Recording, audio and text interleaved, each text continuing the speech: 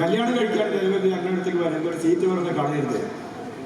അല്ലല്ല കല്യാണം കഴിക്കില്ല എന്ന് പറയും, പക്ഷെ കല്യാണം കഴിപ്പിക്കും. പിന്നെ ഗർഭിണികളാവും, പിന്നെ അവർ മടിയായിട്ട് അവരിങ്ങോട്ട് വരില്ല. അല്ലെ കുട്ടികൾ പ്രസവിച്ചാൽ പിന്നെ ഇങ്ങോട്ട് വരില്ല.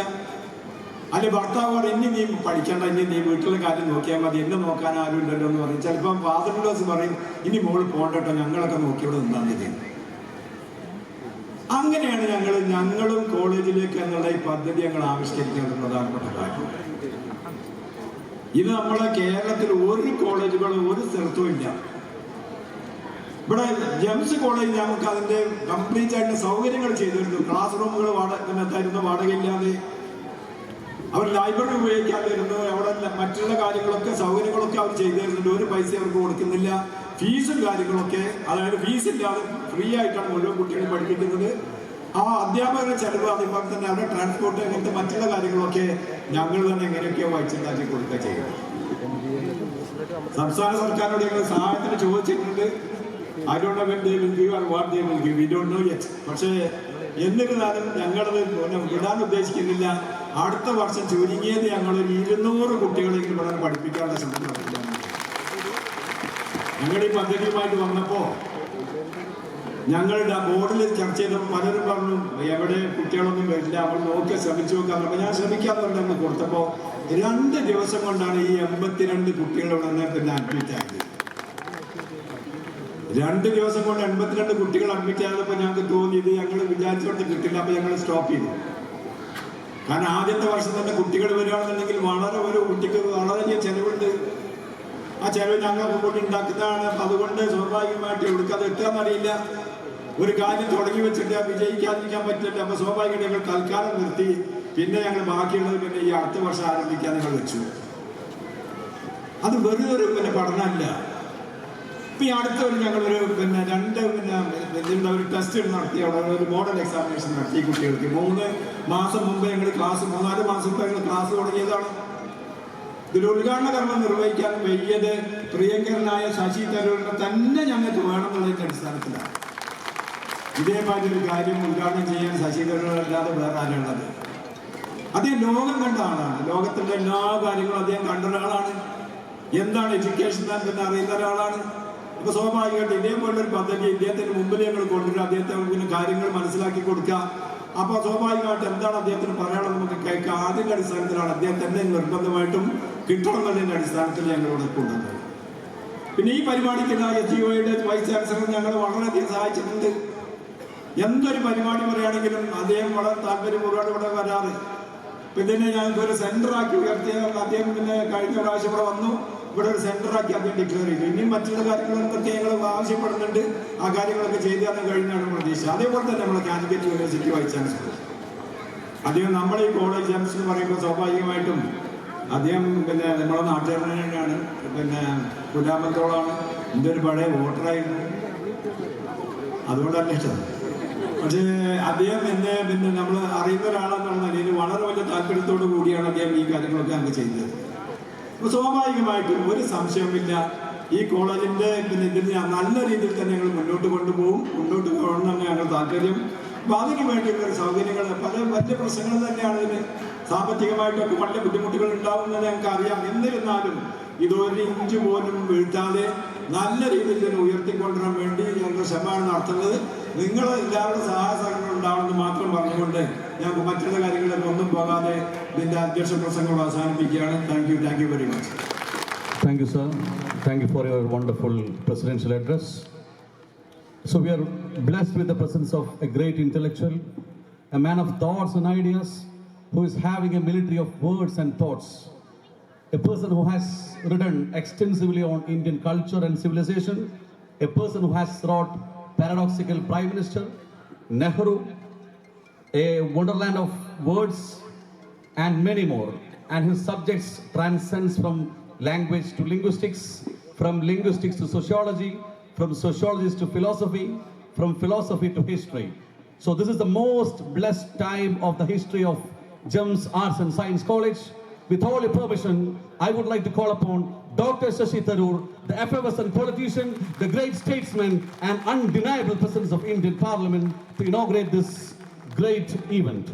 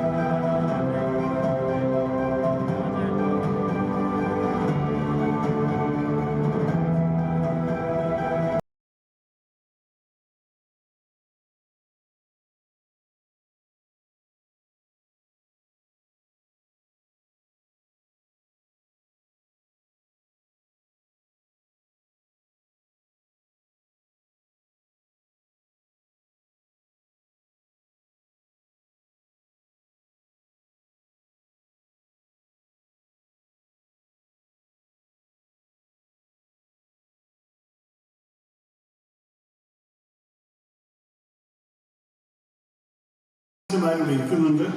Shri P Jagathiraj, doctor P Raveendran, Shri Narayana Guru open university, Calicut university vice ചാൻസലർമാർ, ആശംസ പറയാൻ എത്തിയിരിക്കുന്ന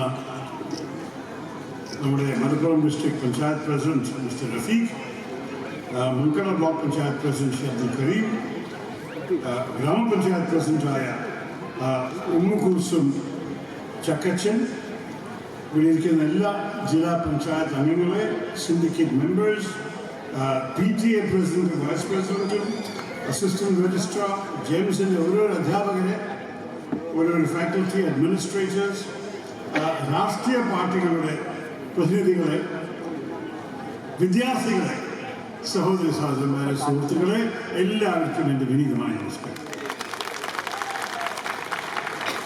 ഞാനും വലിയ സന്തോഷത്തിലാണ് ശ്രീ മഞ്ഞാങ്കുഴി അവരുടെ ഈ റിക്വസ്റ്റിനെ, ഈ ക്ഷണത്തിനെ സ്വീകരിച്ച് നിങ്ങളുടെ അടിയിൽ എത്തിയിരിക്കുന്നത്. വിദ്യാഭ്യാസ മേഖലയിൽ എനിക്ക് കുറേ വർഷങ്ങളായിട്ട് ബന്ധപ്പെടാൻ ഭാഗ്യമുണ്ടായിരുന്നു. 1.5 വർഷക്കാലം ഞാൻ വിദ്യാഭ്യാസ മന്ത്രി കൂടിയായിരുന്നു കേന്ദ്രത്തിന്. അപ്പോൾ എനിക്ക് നിങ്ങൾ നേരിടുന്ന ചില വെല്ലുവിളികളും നിങ്ങൾ ചെയ്യുന്ന ചില ശ്രമങ്ങളെ കുറിച്ച് ഒരു നല്ലൊരു അപ്രീസിയേഷൻ ഉണ്ട്. ഈ ഞങ്ങൾക്കും കോളേജിലേക്ക് എന്ന് പറഞ്ഞ അടുത്ത ഇനിഷ്യേറ്റീവ് എനിക്ക് പ്രത്യേകിച്ച് ഇഷ്ടപ്പെട്ടു. കാരണം ഞാൻ ആ മന്ത്രിയായിരിക്കുന്ന സമയത്ത് എൻ്റെ വലിയൊരു തീമായിരുന്നു മഹിളാ വിദ്യാഭ്യാസം. അത് എൻ്റെ അഭിപ്രായത്തിൽ നമ്മളുടെ രാജ്യത്തിനെ മാറ്റാൻ, നമ്മുടെ ഭാരതത്തിൻ്റെ ഭാവിക്ക് വേണ്ടി അത്യാവശ്യമായ ഒരു വിഷയമാണ്. അതിനു വേണ്ടിയിട്ടൊരു പദ്ധതി അദ്ദേഹം ഇവിടെ ആരംഭിച്ചത് കേട്ടപ്പോൾ എനിക്കൊരു സംശയമുണ്ടായിരുന്നില്ല ഇവിടെ വന്നിട്ട് ഞാൻ നിങ്ങളുടെ ഇടയിൽ നിൽക്കുന്നു. അദ്ദേഹത്തിൻ്റെ ഓരോരോ ഫ്ലാഗ്ഷിപ്പ് പ്രോഗ്രാംസ് ഈ മൻകട MLA എന്ന രീതിയിൽ അദ്ദേഹം ചെയ്ത കാര്യങ്ങൾ അദ്ദേഹം നിങ്ങളോട് പറഞ്ഞു കഴിഞ്ഞു. പക്ഷേ ഇത് ഒരു സ്പെഷ്യൽ പ്രോജക്റ്റാണ്, ഒരു യുണീക്ക് പ്രോഗ്രാമായിട്ട് കാണുന്നു. പല വിധത്തിലും മഹിളകളെ നമ്മൾ പഠിപ്പിച്ച് പ്രോത്സാഹിപ്പിച്ച് അവർക്കൊരു ശക്തീകരണം ചെയ്തു കഴിഞ്ഞാൽ അത് നമ്മുടെ സാമൂഹ്യത്തിനും നമ്മുടെ രാജ്യത്തിനും ഗുണം ചെയ്യുന്ന ഒരു സംശയമുണ്ട്. ഒരു ചെറിയൊരു വാക്ക് ഇവിടുത്തെ James arts and science college രാമപുരത്തിന് ഒരു അപ്രീസിയേഷൻ. കാരണം അവരുടെ ഫെസിലിറ്റീസ് അവരൊക്കെ സൗജന്യമായിട്ട് ഈ ഞങ്ങൾക്കും കോളേജിലേക്ക് എന്ന് പറഞ്ഞ പദ്ധതിക്ക് അവർ ആവശ്യപ്പെട്ട് കൊടുത്തിട്ടുണ്ട്. ഓഡിറ്റോറിയം, ലൈബ്രറി, എല്ലാ ക്ലാസ് റൂംസൊക്കെ ഉപയോഗിക്കാനുള്ള സൗകര്യങ്ങൾ നമ്മുടെ ഓപ്പൺ യൂണിവേഴ്സിറ്റി വഴി പഠിക്കുന്ന ഈ വിദ്യാർത്ഥിനികൾക്ക് അവർ നൽകിയിട്ടുണ്ട്. അതിനൊരു കൺഗ്രാജുലേഷൻസ്. ശ്രീനാരായണ ഗുരു ഓപ്പൺ യൂണിവേഴ്സിറ്റിയുടെ സഹകരണകാരൻ ഇവിടെ ഈ പദവിയിൽ പഠിക്കുന്ന മഹിളകൾക്ക് BA English, BA sociology, BCom എന്ന് പറഞ്ഞ പോലെ ഓരോരോ ഡിഗ്രീസ് സമ്പാദിക്കാൻ സാധിക്കും. ഞാൻ മനസ്സിലാക്കിയിരിക്കുന്നത് എല്ലാ ഫെസിലിറ്റീസിൻ്റെ ഒപ്പം ഒരു സ്പെഷ്യലൈസ്ഡ് കരിയർ ഗൈഡൻസും ഉണ്ടാകും. നിങ്ങൾക്ക് ഇതെല്ലാം പഠിച്ച ശേഷം പുതിയ വഴിക്ക് ഒരു പ്രൊഫഷണൽ വികസനം ആവശ്യമുണ്ടെങ്കിൽ ഒരു പുതിയൊരു ജോലി തരാൻ, പുതിയ സ്കിൽസ് പഠിച്ചിട്ട് പുതിയ രീതിയിൽ മുന്നോട്ട് പോകാൻ അതിൻ്റെ ഒരു സഹായവും ഉപദേശവും ഈ പദ്ധതി വഴിക്കുള്ള. അപ്പോൾ എനിക്ക് പ്രത്യേകിച്ച് സന്തോഷമുള്ളതിന് മുമ്പിൽ ഇത് പറയാൻ കാരണം, ഞാൻ കുറേ വർഷങ്ങളായി പല റിസർച്ച് സ്റ്റഡീസും വായിച്ച് പഠിച്ചൊരു കാര്യമാണ് മഹിളാ വിദ്യാഭ്യാസത്തിൻ്റെ ഗുണങ്ങളെക്കുറിച്ച്. ഞാൻ എപ്പോഴും അഭിമാനത്തോടെ പറയും, നമ്മൾ ലോകം മുഴുവൻ നോക്കുകയാണെങ്കിൽ യുനെസ്കോ എന്ന് പറഞ്ഞ United Nations education, social and cultural organisation, UNESCO തീരുമാനിച്ച റിസർച്ച് ചെയ്തിട്ട് കണ്ടുപിടിച്ചൊരു കാര്യമാണ്, ഒരു പെൺകുട്ടിക്ക് ഓരോരോ വർഷം പഠിപ്പ് കിട്ടിയാൽ അവരുടെ പ്രൊഡക്ടിവിറ്റി, അത് കൃഷിപ്പണിയായ ശരി, ഓഫീസ് പണിയായ ശരി, വേറെ എന്ത് ജോലിയായാലും അവരുടെ പ്രൊഡക്ടിവിറ്റിയും അവരുടെ ഏർണിങ്സും അവർ വരാൻ പോകുന്ന വരുമാനങ്ങൾ എപ്പോഴും ഓരോരോ വർഷം പഠിപ്പിൻ്റെ കാരണം 10% കൂടും. അതിനർത്ഥം ഒരു 10-12 വർഷം പഠിച്ച ഒരു മഹിള ഒന്നും പഠിക്കാത്തൊരു മഹിളയ്ക്കകത്ത് 120% ഒരു വരുമാനം സമ്പാദിക്കാൻ സാധിക്കും. അത് അവർ ലോകം മുഴുവൻ പഠിച്ച ശേഷം സ്ഥാപിച്ച ഒരു ഫിഗറാണ്. പക്ഷേ അത് മാത്രമല്ല, നമുക്കറിയാം ഒരു പഠിച്ച മഹിള എന്തൊക്കെ വിധത്തിലാണ് അവരുടെ അവകാശത്തിനെ കുറിച്ച് മനസ്സിലാക്കാനും നന്നായിട്ട് ഈ സാമൂഹ്യത്തിനൊരു കോൺട്രിബ്യൂഷൻ ചെയ്യാൻ സാധിക്കാൻ ആർക്കും ഒരു സംശയമില്ല. പക്ഷേ ഭാരതം മുഴുവൻ നോക്കുകയാണെങ്കിലും ലോകം മുഴുവൻ നോക്കുകയാണെങ്കിൽ പല പെൺകുട്ടികളാണ് സ്കൂളിൻ്റെ വെളിയിലിരിക്കുന്നത്. ഒരു 13 കോടി മഹിളകൾ ലോകം മുഴുവൻ നോക്കുകയാണെങ്കിൽ നമ്മൾക്ക് 13 കോടി പെൺകുട്ടികൾ സ്കൂളുകളുടെ അകത്തില്ല. എന്നിട്ട് ഗ്രാമദേശത്തിൽ പ്രത്യേകിച്ച് മോശമാണ്. വെറും 60% ഗ്രാമദേശത്തിൻ്റെ മഹിളകൾക്ക് സെക്കൻഡറി സ്കൂൾ വരെ, ഹൈസ്കൂൾ വരെ എത്താനുള്ള സാധ്യതയുള്ളൂ. പ്രൈമറി എഡ്യൂക്കേഷൻ പഠിച്ചിട്ട് ഡ്രോപ്പ് ഔട്ട് ചെയ്യണം. ഇന്ത്യയിലും കൂടി നമ്മൾ ഈ ഭാരതത്തിൻ്റെ ഓവറോൾ ഫിഗേഴ്സ് നോക്കുകയാണെങ്കിൽ 2021 എസ്റ്റിമേറ്റ് ചെയ്തു. നമുക്ക് സെൻസസ് ഉണ്ടായിരുന്നില്ല, പക്ഷേ 2011 10 വർഷം പല കാര്യങ്ങൾ സംഭവിച്ചതെന്ന് വിചാരിച്ചിട്ട് ആൾക്കാർ ഇൻക്വയറി നടത്തിയ ഒരു എസ്റ്റിമേറ്റ് ചെയ്ത പ്രകാരം അവർ പറയുന്നു നമ്മുടെ മഹിളാ സാക്ഷരത, ഫീമെയിൽ ലിറ്ററസി റേറ്റ് 77%. പുരുഷന്മാരുടെ സാക്ഷരത 85%. അപ്പോൾ ഒരു 8 പോയിന്റ് വ്യത്യാസമുണ്ട് ഭാരതം വഴി നോക്കുന്നത്. എനിക്ക് വലിയ അഭിമാനത്തോട് പറയാനുള്ളത് അത് നമ്മുടെ കേരളത്തിൽ ആ വിഷയം ഒരു വിഷയമേ അല്ല. അതിൻ്റെ അർത്ഥം കേരളമാണ് ആദ്യത്തെ സംസ്ഥാനം ഭാരതത്തിൽ ഒരു വ്യത്യാസമില്ലാതെ മഹിളകളെയും പുരുഷന്മാരെയും ഒരുമിച്ച് പഠിപ്പിക്കലും സാക്ഷരത കിട്ടി നോക്കുകയാണെങ്കിൽ മെയിൽ ലിറ്ററസി റേറ്റും ഫീമെയിൽ ലിറ്ററസി റേറ്റും രണ്ടും ഒരു 96%. അത് എഫക്റ്റീവ്ലി ഫുൾ ലിറ്ററസി ആയിട്ടാണ് അറിയപ്പെടുന്നത്. അതാണ് കേരളത്തിൽ നിൽക്കുന്നത്. പക്ഷെ ഇന്ത്യ മുഴുവൻ അത് ശരിയല്ല. ഇന്ത്യ മുഴുവൻ നോക്കുകയാണെങ്കിൽ എല്ലാറ്റിലും ഒരു ജെൻഡർ ഗ്യാപ്പുണ്ട്. പഠിപ്പിൽ, കോളേജ് എൻറോൾമെൻറ്റിൽ, ഹൈസ്കൂൾ എൻറോൾമെൻറ്റ്. നമ്മുടെ MLA പറഞ്ഞ പോലെ പല മഹിളാ വിദ്യാർത്ഥികൾ സ്കൂളിൽ നിന്ന് ഡ്രോപ്പ് ഔട്ട് ചെയ്യുന്നു. ഞാൻ മന്ത്രിയായിരിക്കുമ്പോൾ ചില ഫിഗേഴ്സ് ഞാൻ കമ്മീഷൻ ചെയ്ത് ഞാൻ കണ്ടുപിടിച്ചത് ഒരു 5ാം ക്ലാസ് വരെ എല്ലാവരും ഒരുമാതിരി പഠിക്കുന്നുണ്ട്. ചെറിയൊരു ശതമാനമേ ഡ്രോപ്പ് ഔട്ട് കാണുന്നു. 8ാം ക്ലാസ് ആകുമ്പോഴേക്കും 68% വിദ്യാർത്ഥികളെ ബാക്കി എല്ലാവരും ഡ്രോപ്പ് ഔട്ട് ചെയ്ത് കഴിഞ്ഞു. 10ാം ക്ലാസ് ആകുമ്പോഴേക്കും അതിനെക്കാട് താഴെയാണ് 48%. പിന്നെ 12ാം ക്ലാസ് വരെ ആരെത്തും, ആര് പാസ്സാവും, അത് കഴിഞ്ഞിട്ട് ആരാണ് അത് കഴിഞ്ഞ് കോളേജിലേക്ക് പോകുക. ആ കാലത്ത് ഞങ്ങൾക്ക് അത്ര ആക്യുറേറ്റ് ഫിഗേഴ്സ് ഉണ്ടായിരുന്നില്ല. ഇപ്പോൾ ഞാൻ മനസ്സിലാക്കിയിരിക്കുന്നത് കോളേജ് എത്തുന്നത് 30% പുരുഷന്മാരും 27% മഹിളകളുമാണ് ഇന്ത്യ മുഴുവൻ.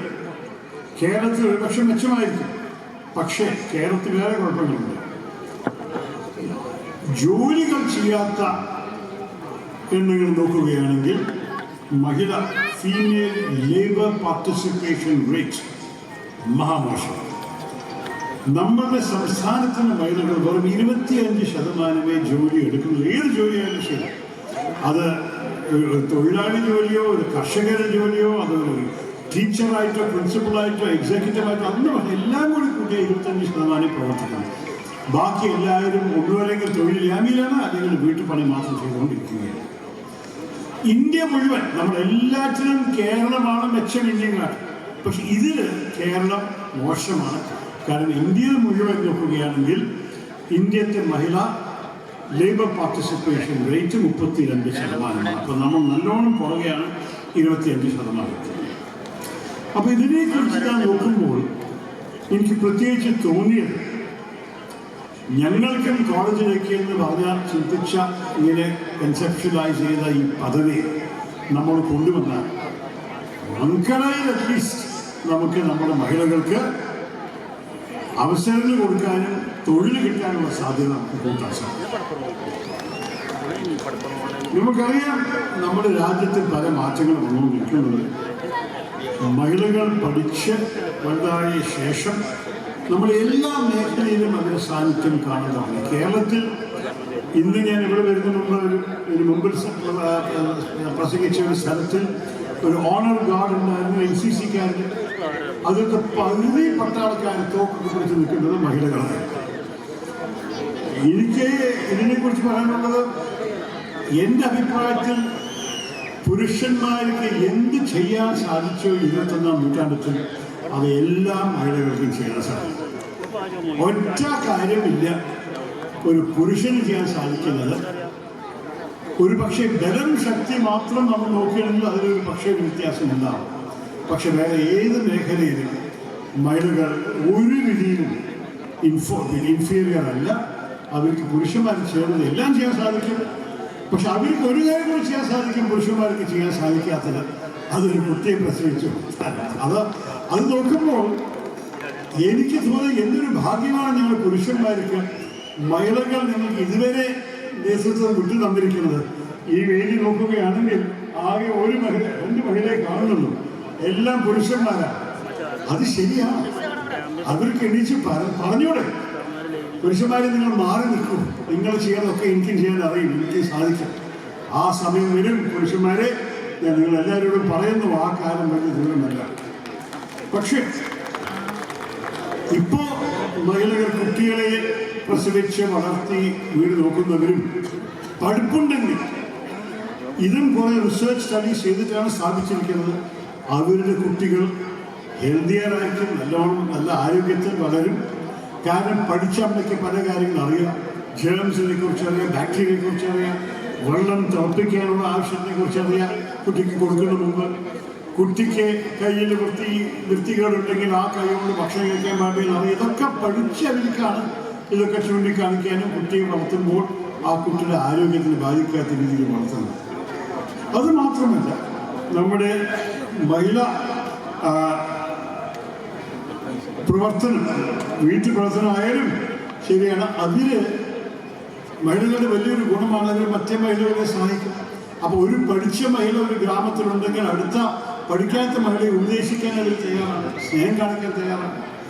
അങ്ങനെയായിട്ട് മഹാത്മാഗാന്ധി എപ്പോഴും പറഞ്ഞിട്ടുണ്ടായിരുന്നു, നമ്മുടെ ഒരു പുരുഷനെ പഠിപ്പിക്കണം, അത് ഒരു തെറ്റില്ല. ഒരു പുരുഷനെ പഠിപ്പിച്ചാൽ ഒരു വ്യക്തിയെ പഠിപ്പിച്ചു, ഒരു മഹിളയെ പഠിപ്പിച്ചാൽ നമ്മളൊരു കുടുംബത്തിനെ പഠിപ്പിച്ചു, ഒരു സമുദായത്തിനെ നമ്മൾ മാറ്റം കൊണ്ടുവന്നു, നമ്മുടെ സാമൂഹ്യത്തെ നന്നാക്കി. അത് നമ്മൾ ഒരിക്കലും മറക്കരുത്. അതുമാത്രമല്ല, നമുക്കറിയാം നമ്മളുടെ സാമൂഹ്യത്തിൻ്റെ വലിയൊരു കുഴപ്പം, ചുരുങ്ങി വരുന്നത് കേട്ടു, പക്ഷേ അതിന് പ്രത്യേകിച്ച് മഹിളകളെ കുറിച്ചുള്ള എക്സ്പെക്റ്റേഷൻസ്, ചെറുപ്പത്തിലെ കല്യാണം കഴിക്കുന്ന നിർബന്ധം.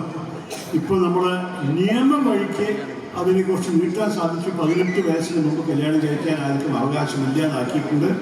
പക്ഷെ പലവരും പല കുടുംബത്തിൽ അവരെ കുറച്ചും കൂടി നേരത്തെ കല്യാണം കഴിച്ചിപ്പിച്ചിട്ട് അവർ ഈ നിയമം പാലിക്കാതെ അവർ കല്യാണം കഴിച്ച് കൊടുക്കുന്നു. അതിൻ്റെ ബുദ്ധിമുട്ട് എന്താണ്? നമ്മുടെ MLA പറഞ്ഞ പോലെ പലവരും നേരത്തെ സ്കൂളും കോളേജും പഠിക്കുന്ന പ്രായത്തിൽ അവർ വിവാഹിതരാകും, അവർ ഗർഭിണിയാവും, കുട്ടിയെ വളർത്തേണ്ടി വരും. അതോടെ അവരുടെ പഠിപ്പ് അവർക്ക് ഇൻട്രപ്റ്റ് ചെയ്യേണ്ടി വരും. ഇദ്ദേഹം ഇത് കണ്ടുപിടിച്ചത് നല്ലൊരു കാര്യമാണ്. എനിക്ക് പ്രത്യേകിച്ച് ഇഷ്ടമുള്ളത്, നമ്മുടെ കേരളത്തിൽ ഇത് മനസ്സിലാക്കി ഇതിനു വേണ്ടി ഒരു പരിഹാരം കൊണ്ടുവരാൻ വേണ്ടി ചിന്തിക്കുന്നവരുണ്ട്. എനിക്ക് ഓർമ്മയുണ്ട്, നിലമ്പൂർ മുനിസിപ്പാലിറ്റി ഇതുപോലെ ഒരു കാലത്തിൽ ഇങ്ങനെ ഡ്രോപ്പ് ഔട്ട് ചെയ്ത മഹിളകൾക്ക് ഹൈസ്കൂൾ സർട്ടിഫിക്കറ്റ് കംപ്ലീഷൻ ചെയ്യാൻ വേണ്ടി ചെയ്തിട്ട് ഇന്ത്യയിലത്തെ ആദ്യത്തെ മുനിസിപ്പാലിറ്റി ആയിരുന്നു 100%.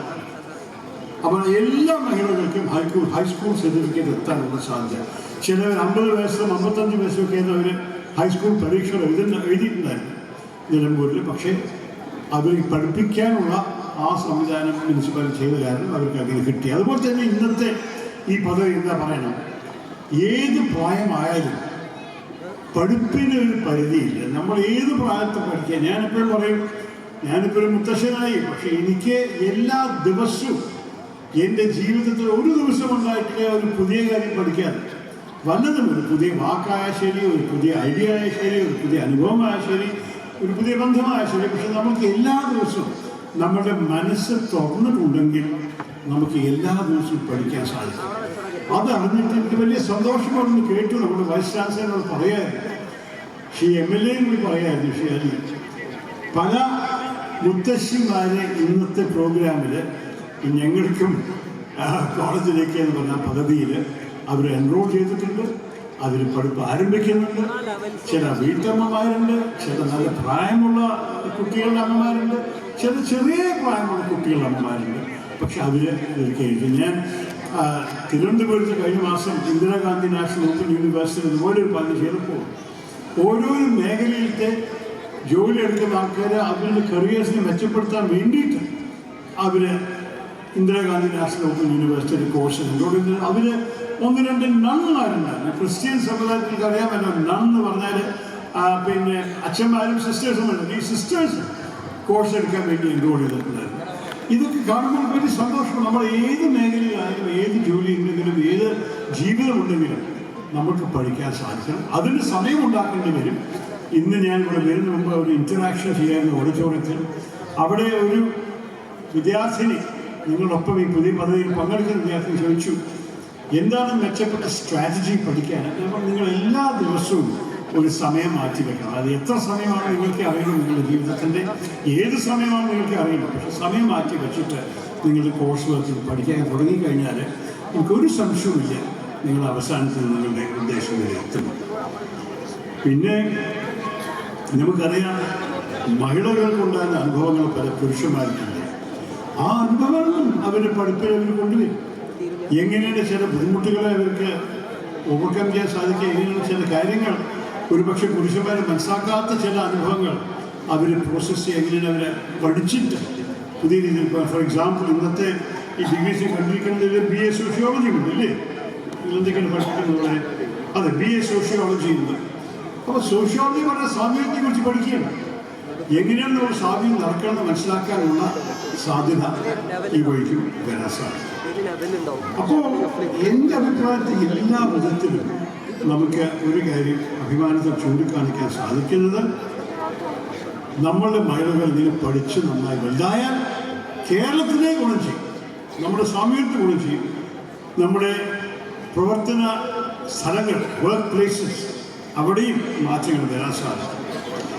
ഞാൻ ഒരു കാര്യം ഞാൻ കണ്ടിരിക്കുന്നത്, മറ്റേ സാധാരണ വിദ്യാർത്ഥികളെ കുറിച്ചാണ് ഞങ്ങൾ കണ്ടിരിക്കുന്നത്. പക്ഷേ ഞാൻ MP ആയിട്ട് നമ്മൾ ഇന്ത്യൻ രാഷ്ട്രീയം വന്ന ശേഷം ഒരു 150 യൂണിവേഴ്സിറ്റി കോൺവൊക്കേഷനിൽ മുഖ്യാതിഥിയായിട്ട് പ്രവർത്തിച്ച അതിൻ്റെ ഉദ്ഘാടകനായിട്ട് ഞാൻ ചെയ്തിട്ടുണ്ട്. അപ്പോൾ എപ്പോഴും ഞാനാണ് അവർക്ക് ഡിഗ്രിയും മെഡലും ഒക്കെ കൊടുക്കുക. അപ്പം ഞാനൊരു ശ്രദ്ധ വയ്ക്കാൻ തുടങ്ങിയ ഒരു കാര്യമാണ്, ചിലപ്പോൾ ഒരു യൂണിവേഴ്സിറ്റിയിൽ ആകെ 20% മഹിളാ വിദ്യാർത്ഥികൾ ഉണ്ടാവും, 20-25%, ബാക്കി എല്ലാവരും പുരുഷന്മാരാണ്. പക്ഷേ റാങ്ക് ലിസ്റ്റ് പ്രഖ്യാപിക്കുമ്പോൾ ഡീൻസ് അവാർഡോ ഗോൾഡ് മെഡലോ ഫസ്റ്റ് റാങ്ക് ഹോൾഡറിനുള്ള പ്രൈസ് ഒക്കെ കൊടുക്കുമ്പോൾ 90% മഹിളാ വിദ്യാർത്ഥികളാണ്. ഇത് ഞാൻ ഒരു സ്ഥലത്ത് മാത്രം കണ്ടിട്ട് പറയല്ല, ഞാൻ ഒരു ഭൂരിപക്ഷം കോളേജസും യൂണിവേഴ്സിറ്റിയും കണ്ട ശേഷം മനസ്സിലാക്കിയ ഒരു കാര്യമാണ്, നമ്മുടെ മഹിളാ വിദ്യാർത്ഥികളാണ് നന്നായി പഠിച്ചിട്ട് വിദ്യാഭ്യാസ മേഖലയിൽ മുന്നോട്ട് പോകുന്നത്. അതേപോലെ ഇന്ന് ശ്രീ മഞ്ജുലാംകുടി അലി ഈ പ്രോഗ്രാമിനെ കൊണ്ടുവന്നിട്ട് പ്രായമുള്ള അതുപോലെ കോളേജും സ്കൂളും വിട്ടുപോയ മഹിളകളെ പഠിപ്പിക്കാൻ എടുത്ത ഈ പദവി എനിക്കൊരു സംശയവുമില്ല, നിങ്ങൾ എക്സൽ ചെയ്യും, നന്നായി പഠിക്കും, നല്ല റിസൾട്ട് കൊണ്ടുവരും.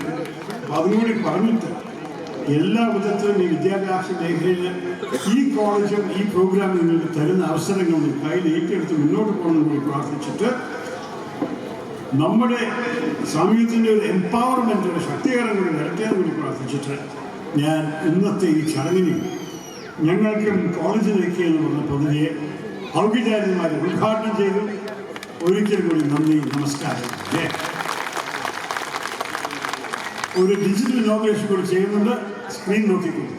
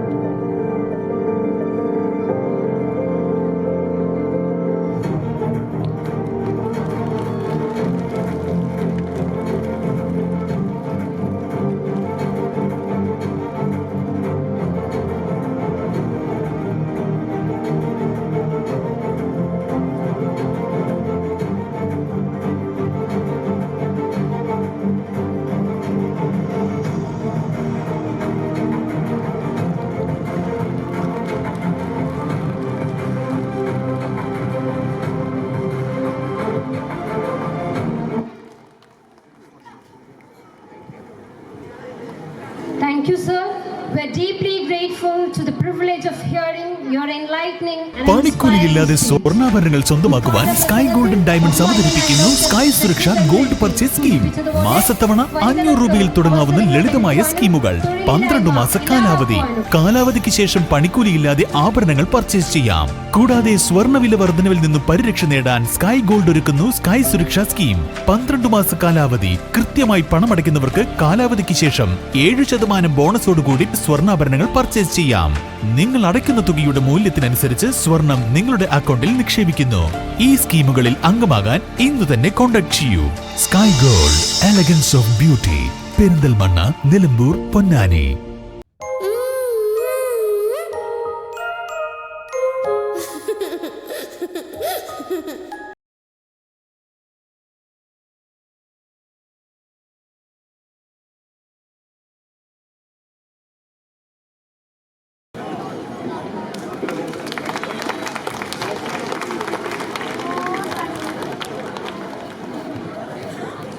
So before moving on, there is a request from our student side. They want to ask some questions. Just 3 or 4 questions, sir. Namukariam Dr. Shashi Tharoor MP is a man of conversation. Just 2 questions. So I request our 2 students, please come forward and ask your questions. Come fast.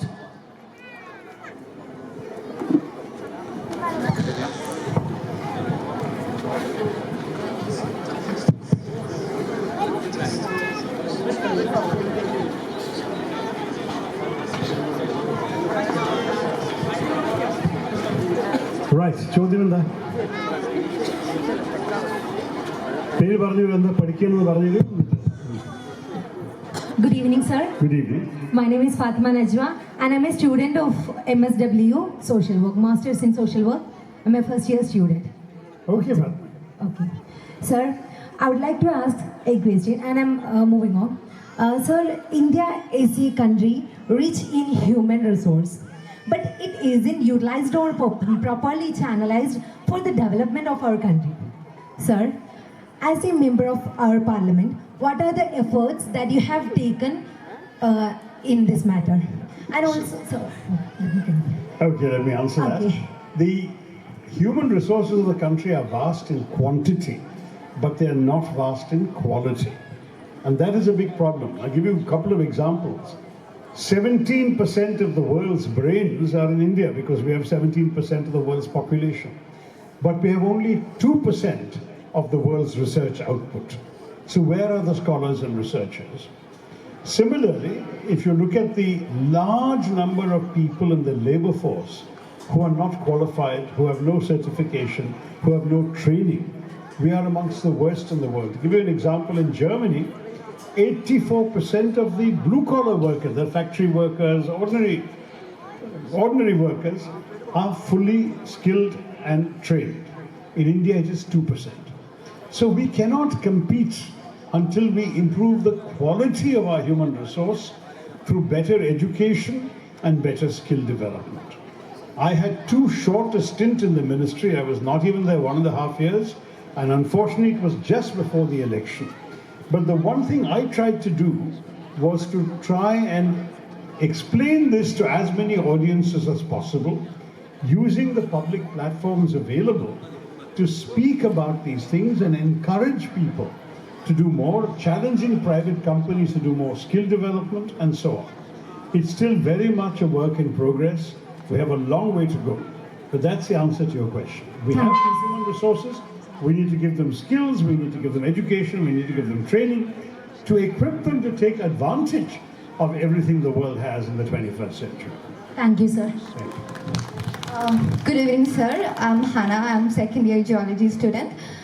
So I wanted to ask you is that we are witnessing chaos and divisions everywhere.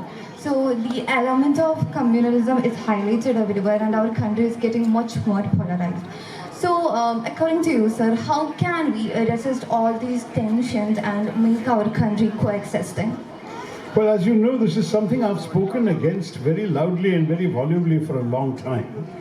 I believe that communalism is a poison. It's a toxin that is being injected into the veins of our society. And we have to resist it, because otherwise we will be completely, as a country, divided in ways that will harm us terribly. We already had a partition in the Indian soil. This would be a partition in the Indian soul. And I don't want that to happen. So I've been speaking strongly about this in every forum I can. In Kerala, the challenge is easier because in Kerala, we are all believers in Mother Sauhardyam. We are all believers in cooperating across the communal divide. In fact, there is no real communal divide because I don't think the same kind of majority-minority complex that is being propagated in northern India exists in Kerala. We are very different that way. We are all used to living together, working together, studying together, and dreaming the same dreams together. So that is okay in Kerala.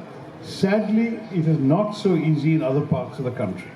And I'm facing quite a challenge to advocate this point of view. For example, in North India, on campuses, perhaps people are receptive, but not everyone. But in public meetings, public forums, there's still now a very strong element of communal thinking coming up. I'm reminded of Muhammad Iqbal's famous lines, the poet who wrote in Urdu. He wrote, "Mazhab nahi sikhata, aapas mein bair rakhna. Hindi hai hum, Hindustan hai watan hamara." അപ്പോൾ നമ്മൾക്ക് അറിയണം ഏത് മതവും നമ്മളെ പഠിപ്പിക്കില്ല മറ്റേവരെ ആക്ഷേപിക്കാനും മറ്റേവരെ ക്രോധം കാണിക്കാനും.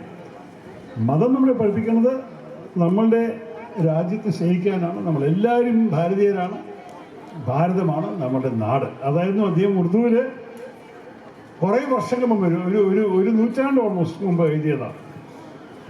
അതിൻ്റെ സത്യം നമ്മൾ ഇപ്പോഴും മനസ്സിലാക്കിയിട്ടില്ലെങ്കിൽ എന്തായിരിക്കും നമ്മുടെ രാജ്യത്തിൻ്റെ ഭാവി? അതുകൊണ്ട് ഒരിക്കലും we must not permit this kind of communal thinking to change our society for the worse. Thank you for your question. Fight hard, every one of us in our own lives. We can show that. If each of us refuses to be communal in our behavior and life, your personal religion is your personal matter.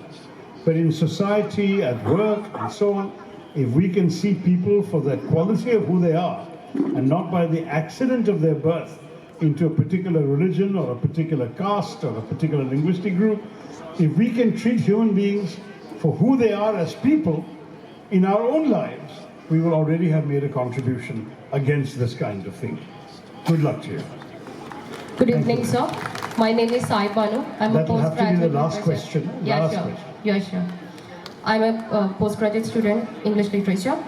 So, in a multilingual country like India, how do you think studying literature in English complements or challenges regional literary traditions, sir? Well, I didn't study literature. I mean, I read literature a lot, but I didn't study it.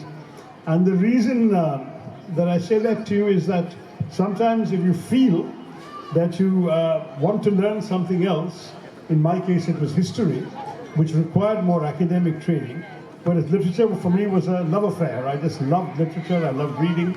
And so I knew I would do that anyway without having to go through an academic course to do it. But yes, studying literature has a lot of benefits and reading widely has a lot of benefits. First of all, it expands your mind and horizons. You learn about the experiences of other people whose lives you cannot lead, but you enter into their minds and into their lives through their writings. So here you are leading a sheltered life in Kerala, but you're reading about some sailor's adventure in North America, you're reading about a European voyager, you're reading about the intimate problems of a married couple in England, you're reading about 19th century Russia in War and Peace. You can read and discover all sorts of things you would not otherwise have known, and that you might not be so keen on reading in a textbook. You'd much rather read through literature. Secondly, stories of literature reach different parts of the reader's minds. If you're reading non-fiction, you're reading an academic work or an argument, it appeals to your mind. If you're reading literature, it appeals to your emotions, to your heart, to those intangible parts of you that are not purely rational. And so it transforms you as a human being. The sharing of experiences with literature is often a great pleasure in itself, because you are comparing your perception from your experience of a particular book with somebody else's. And that's why one of the very interesting things that's growing in India now are these women's reading circles. It can be married women, housewives, it can be professional women, it can be teachers, it can be students. They get together, say once a week or once a month. They agree on a particular book they will all read. And then they come back and they discuss that book from their own points of view. It's a very, very interesting thing, and I would encourage you, if you don't know such a group, if you know of one, join it. If you're not aware of one, start one. Get 7 or 8 friends of yours, 10 or a dozen friends of yours, and say, let's have a reading group. And say once a month to begin with, you all agree. Tomorrow we will read Shashi Tharoor's novel, or whatever. I'm not suggesting. But since I don't know any other authors on the stage, I'm giving myself the credit. And then you all agree, you give yourself a date for the get-together. Each of you takes turns to host it in your house or your flat or your home. And then the others will come and they will discuss it. It's a fascinating way of seeing what you have gained from it, and you may find different reactions. Something you like or notice, somebody else may not have noticed. So your own discussions may also widen. It makes you a much broader-minded human being to read more widely. And so in our society, people who have been touched by literature are much more open to nuance, much more open to understanding human life, the human condition, understanding what makes people tick, far more sympathetic to the problems of others because you've read about them or got a sense of them through novels and through literature. That doesn't happen very easily. In fact, there was a study, for example, by Oxford University in 2005, when they studied all the terrorist incidents in the world in the preceding 15 years. And they said 95% of these terrorist incidents were committed by people who had studied engineering. Now, I'm not saying that engineers are all terrorists, or not even saying all terrorist engineers, but why were so many terrorist engineers? Because in engineering, everything is black and white. You switch on, it works. You switch off, it goes off. Everything is completely without nuance, without subtlety, without human experience. It's all black and white, there is no gray. And so people who have been trained only to think like that, and have never read literature, never read novels, never seen the rest of the world, for them, if somebody tells them this is the truth, this is the only religion, everyone who doesn't agree with this religion must be blown up in a bomb or killed or whatever, it's the people with the engineering education who are more susceptible to that, whereas all of you will say, no, it's not that simple. The world is more complicated than that. We know because we have read it. So you see that literature can actually save society from the worst elements as well. And I always, when I address engineering colleagues, I tell them, whatever you study in engineering, good luck to you, but please also read the humanities and particularly read literature. Thank you all very much. Namaskaram. Jai Hind. Thank you, sir, for sharing your vast knowledge, experience, and wisdom with the students of GEMS Arts and Science College. That unique blend of intellectual rigor, passion, and eloquence. Thank you, sir. The words will stay with us forever. മലബാറിന്റെ വിദ്യാഭ്യാസ ചരിത്രം പണിക്കൂലിയില്ലാതെ സ്വർണ്ണാഭരണങ്ങൾ സ്വന്തമാക്കുവാൻ Sky golden diamonds അവതരിപ്പിക്കുന്നു Sky സുരക്ഷ gold purchase scheme. മാസത്തവണ 500 രൂപയിൽ തുടങ്ങാവുന്ന ലളിതമായ സ്കീമുകൾ. 12 മാസ കാലാവധി. കാലാവധിക്ക് ശേഷം പണിക്കൂലിയില്ലാതെ ആഭരണങ്ങൾ പർച്ചേസ് ചെയ്യാം. കൂടാതെ സ്വർണ്ണവില വർധനവിൽ നിന്നും പരിരക്ഷ നേടാൻ സ്കൈ ഗോൾഡ് ഒരുക്കുന്നു സ്കൈ സുരക്ഷ സ്കീം. 12 മാസ കാലാവധി. കൃത്യമായി പണമടയ്ക്കുന്നവർക്ക് കാലാവധിക്ക് ശേഷം 7% ബോണസോടുകൂടി സ്വർണ്ണാഭരണങ്ങൾ പർച്ചേസ് ചെയ്യാം. നിങ്ങൾ അടയ്ക്കുന്ന തുകയുടെ മൂല്യത്തിനനുസരിച്ച് സ്വർണം നിങ്ങളുടെ അക്കൗണ്ടിൽ നിക്ഷേപിക്കുന്നു. ഈ സ്കീമുകളിൽ അംഗമാകാൻ ഇന്ന് തന്നെ കോൺടാക്ട് ചെയ്യൂ. Sky Gold, elegance of beauty, Perinthalmanna, Nilambur, Ponnani.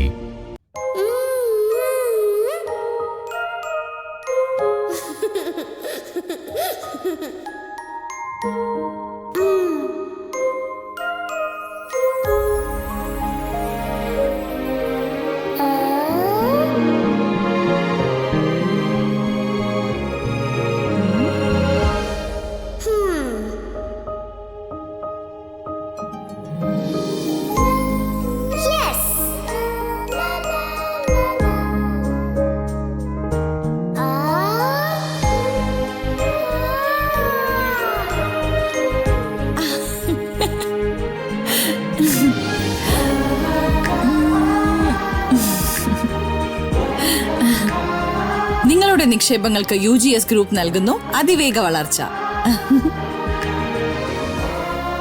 UGS group, സ്വപ്നങ്ങൾക്ക് വിശ്വാസത്തിന്റെ കയ്യൊപ്പ്. പാലൂർ തൈപ്പൂയ രഥോത്സവം 2025 ഫെബ്രുവരി 4 മുതൽ 11 കൂടിയ ദിവസങ്ങളിൽ ആഘോഷിക്കുന്നു. ഉത്സവ ആഘോഷ പരിപാടികളിലേക്ക് ഏവരെയും സഹർഷം സ്വാഗതം ചെയ്യുന്നു. പാലൂർ ശ്രീ സുബ്രഹ്മണ്യസ്വാമി ക്ഷേത്രം, Palur Panicker brothers and sons, Pulamanthole. എന്റെ ഇഷ്ടങ്ങൾ എന്റെ ഫാമിലിക്ക് അറിയാം. Family wedding centre, Kunnamangalam, Vadakara, Manjeri, Meppadi, Tirur, Perinthalmanna and UAE. ഈ പെട്രോളിന് നമുക്ക് ഇവിടുന്ന് കൊണ്ടുപോകണോ? നമുക്ക് മണാലിന്ന് പോകാം. ലഡാക്കിൽ പോകുമ്പോൾ ഒരൊറ്റ പെട്രോൾ പമ്പ് പോലും ഇല്ലാതെ 300 കിലോമീറ്റർ വരെ ഉണ്ട്. 300 കിലോമീറ്ററോ? ഈ ഒന്ന് ആലോചിച്ച് നോക്കിയേ. ചുറ്റിനും മല, അതിന്റെ നടുവിലൂടെ നോക്കിയാൽ നോട്ടം കിട്ടാത്ത റോഡ്, അതിലൂടെ നമ്മളെ രണ്ടാണ് ബുള്ളറ്റിൽ പോകുന്നത്. ഈ ഒന്ന് ഓർത്ത് നോക്കിയാടാ. എടാ ബസ്സിലേക്കിട്ടെ, ആക്സിഡന്റ് കൊടുത്ത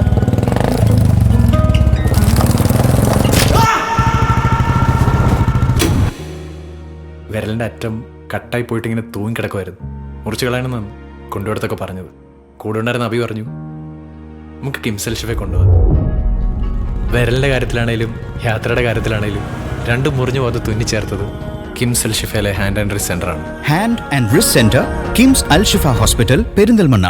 പണിക്കൂലിയില്ലാതെ സ്വർണ്ണാഭരണങ്ങൾ സ്വന്തമാക്കുവാൻ സ്കൈ ഗോൾഡൻ ഡയമണ്ട്സ് അവതരിപ്പിക്കുന്നു സ്കൈ സുരക്ഷ ഗോൾഡ് പർച്ചേസ് സ്കീം.